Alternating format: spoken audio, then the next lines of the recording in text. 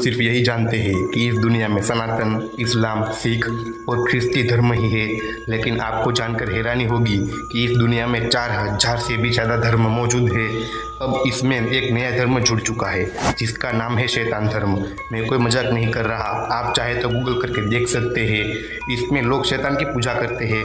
सनातन में ऐसी कई बातें हैं जो साइंस नहीं मानता, क्योंकि लोग जब तक आंखों से देखते नहीं तब तक उनको यकीन नहीं आता। तो चलिए जानते हैं कि आज किसका विज्ञान आगे है, इनका या फिर इनका। विज्ञान आज बहुत आगे निकल चुका है, जिसमें कई सारी खोज की गई। साल 1676 में ओला रोमर ने लाइट की स्पीड का पता लगाया। तब से लेकर आज तक साइंटिस्ट ऐसा कुछ नहीं बना पाए कि कोई भी इंसान या चीज़ लाइट की स्पीड से जा सके। लेकिन अगर आपने रामायण देखी या पढ़ी हो तो आपने सुना होगा कि हनुमान जी प्रकाश की गति से हिमालय में जड़ी बूटी लेने के लिए गए। उस समय सबको कैसे पता कि लाइट की स्पीड सबसे ज़्यादा होती है? इसका मतलब कि उस समय भी विज्ञान था और हमारे ऋषि मुनियों ने हजारों साल पहले ही ये सब बता दिया था। लेकिन विज्ञान को तो सिर्फ सबूत और उसकी थियरी ही चाहिए। दूसरी ओर देखें तो सूर्य की दूरी पृथ्वी से लगभग 15 करोड़ किलोमीटर की है। ये विज्ञान ने साबित कर दिया। लेकिन ये बात हनुमान चालीसा में भी कही गई है। हनुमान चालीसा की ये लाइन, जुग सहस्त्र योजन पर भानु, लील्योताहि मधुर फल जानू। एक युग यानी कि 12,000, एक सहस्त्र यानी कि 1000 और एक योजन यानी कि 12.8 किलोमीटर। चलिए अब गिनते हैं। 12,000 गुना 1000 गुना 12.8, तो जवाब मिलेगा 15 करोड़।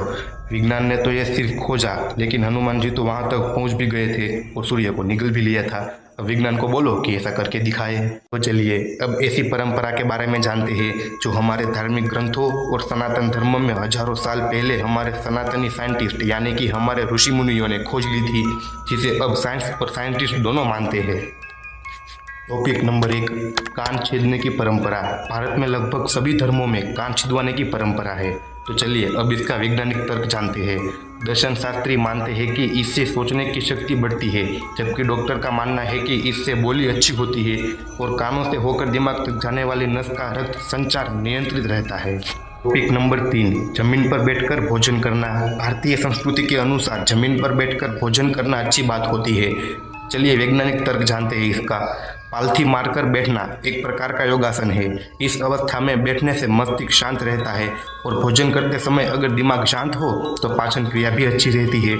इस अवस्था में बैठते ही स्वयं दिमाग से एक संकेत पेट तक पहुंच जाता है कि भोजन के लिए तैयार हो जाओ। टॉपिक नंबर 6, पीपल की पूजा। अधिकतर लोग सोचते हैं कि पीपल की पूजा करने से भूत प्रेत दूर भागते हैं। इसका वैज्ञानिक कारण जानते हैं। इसकी पूजा इसलिए की जाती है ताकि इस पेड़ के प्रति लोगों में श्रद्धा बढ़े और उसे काटे नहीं। पीपल ही एक मात्र ऐसा पेड़ है जो रात में भी ऑक्सीजन देता है।